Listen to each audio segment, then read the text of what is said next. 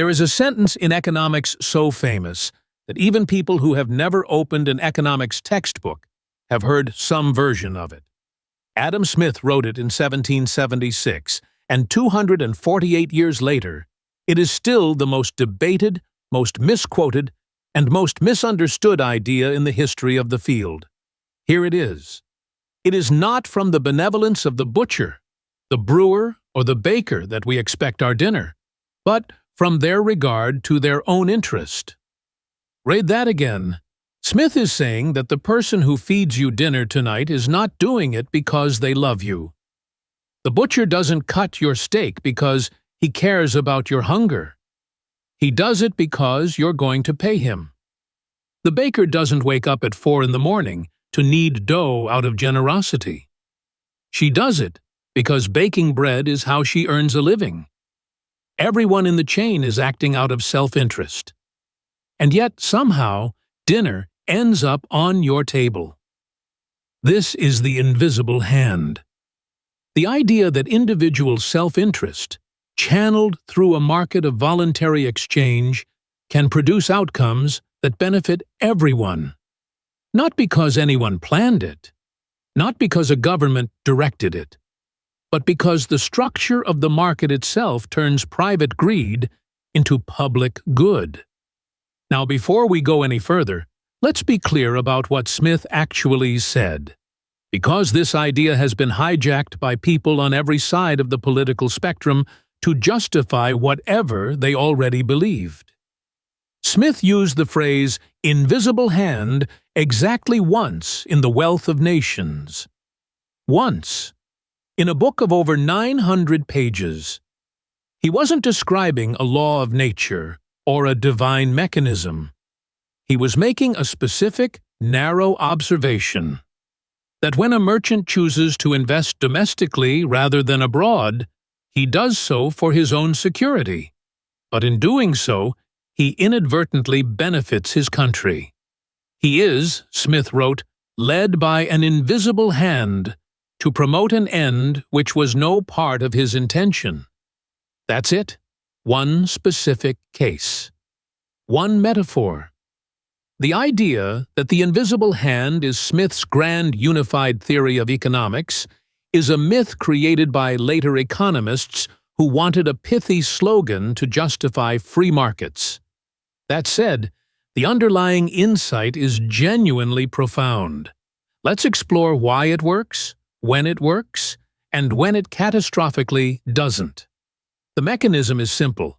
In a competitive market, the way to serve your own interest is to serve the customer's interest. If the baker makes terrible bread, you buy from the bakery next door. If the butcher charges too much, you find a cheaper one. The baker and the butcher are forced by competition to make good products at fair prices, not because they're good people, but because their livelihood depends on it. Self-interest, filtered through competition, produces quality and fair pricing as a side effect. This extends to the whole economy. No one person decides how much bread a city needs. No central planner calculates how many shoes to produce. Instead, prices act as signals. If bread is scarce, the price goes up. The higher price tells bakers there's profit to be made, so more bakers start baking. Supply increases. The price comes back down. All of this happens without anyone coordinating anything. The market self-organizes through the distributed decisions of millions of individuals, each pursuing their own interests. This is a genuinely beautiful idea, and in many cases, it describes reality quite accurately.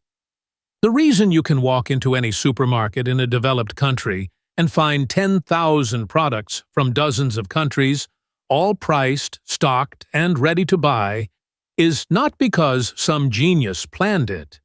It's because millions of farmers, manufacturers, truckers, and retailers are each doing what's profitable for them, and the market coordinates their efforts invisibly.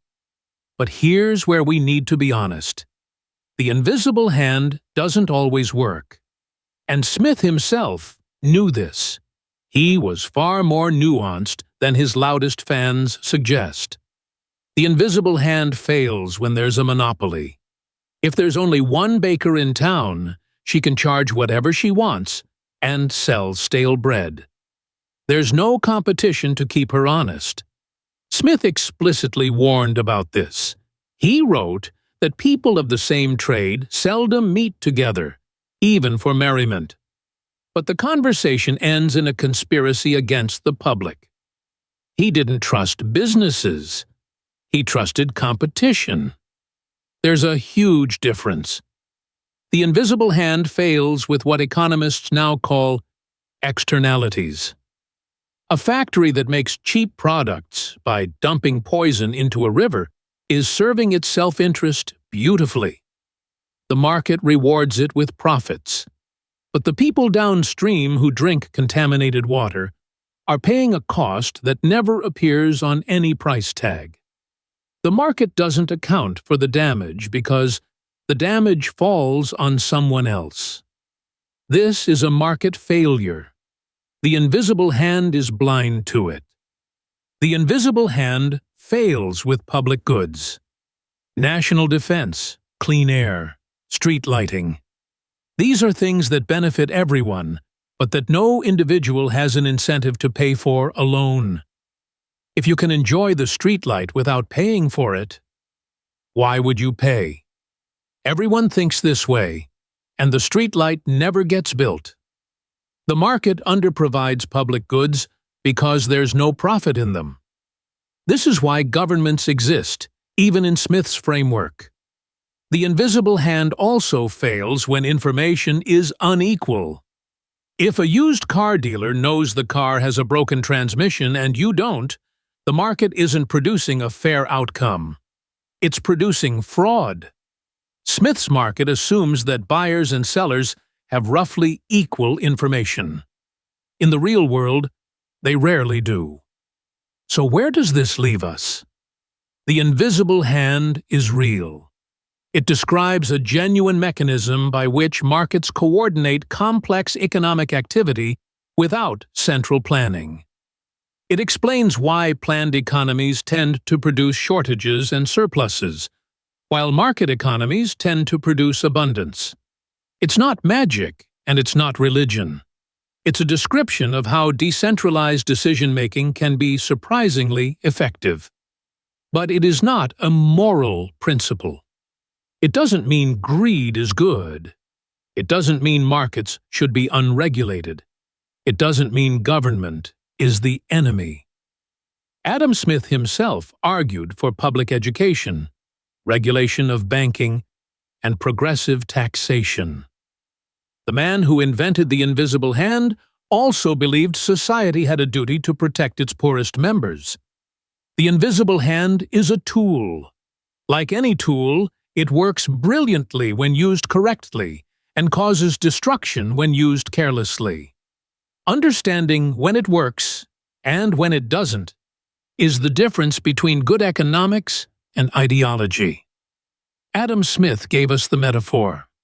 The hard work is knowing when to trust it and when to overrule it.